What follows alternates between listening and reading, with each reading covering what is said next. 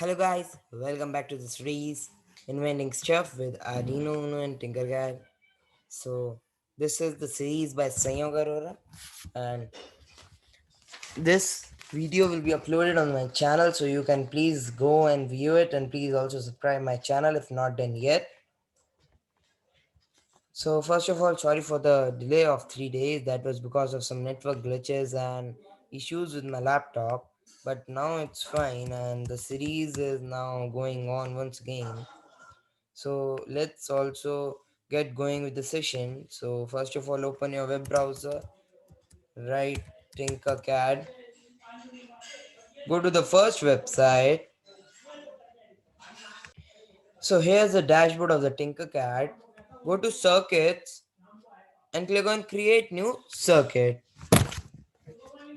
So here a blank workspace will open for you where you can make all the circuits. So today we are going to learn about some components, that is one sensor named photoresistor, second the main topic Arduino, third the breadboard, and fourth coding of the Arduino. So we will not learn the whole coding in one day because that is impossible. So we will learn about the digital pins coding today and analog pins coding today.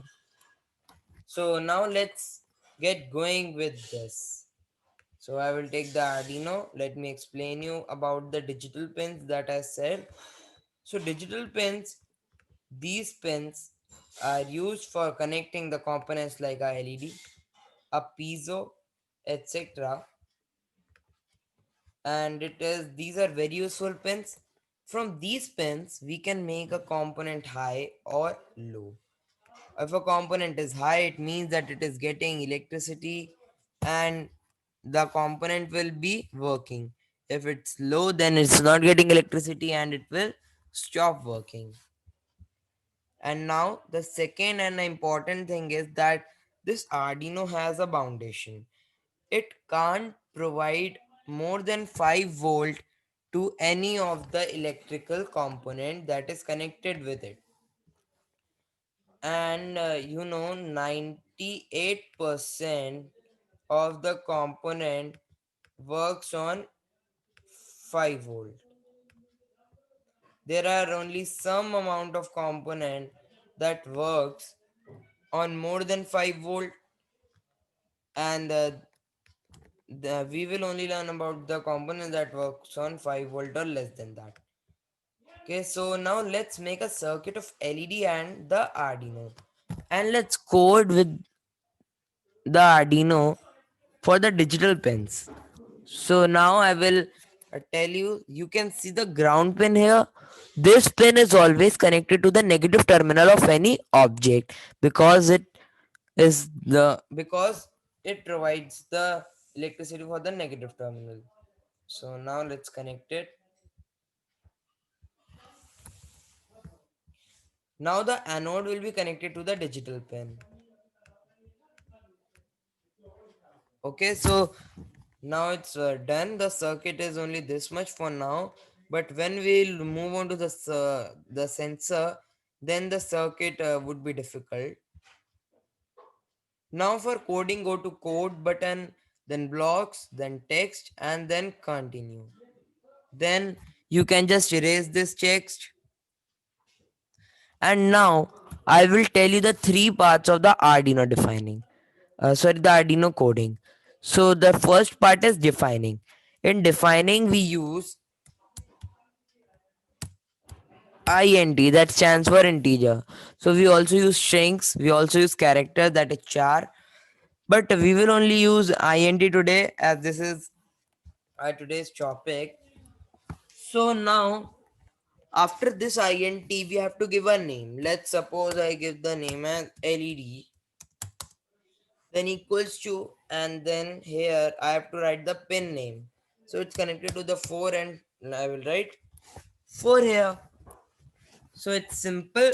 If you have more components, you can again and again write int, then give a name. Let's suppose red equals to, if it's connected to 5, then 5, and it's done. Second comes the setup. So setup, for setup, we write void and then we write set up these brackets and then this. So here we have to give a pin mode. Pin mode is that whether the component is output or input. So these type of these type of components are always output. So let's make that output. See, so it's done. Now we will start with void loop. So void loop, for that also we will do the same thing like this. And then now what we will do is that we will just here write the code of execution. So we want that the LED should be glowing. So for that we will write a special thing, that is digital write.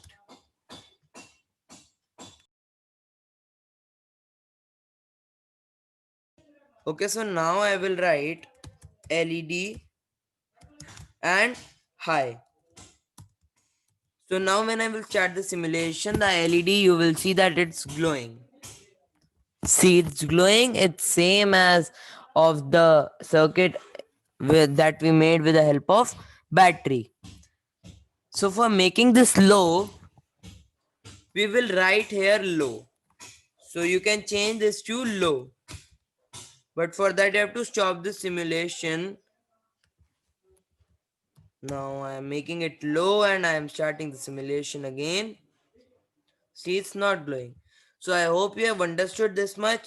I will be coming back with a new part in of day 3 only. I will upload it by evening.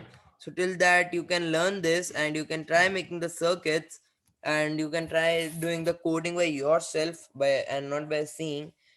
And by evening you can also see the code and the circuit diagram in the description. You will see a link, you can go to that. And this was the part 1 of the day 3 circuit, and I am also renaming it. I forget to do that in the starting. Okay, so the other part would be coming soon. Till then, thank you, bye bye, and please subscribe my channel if not done.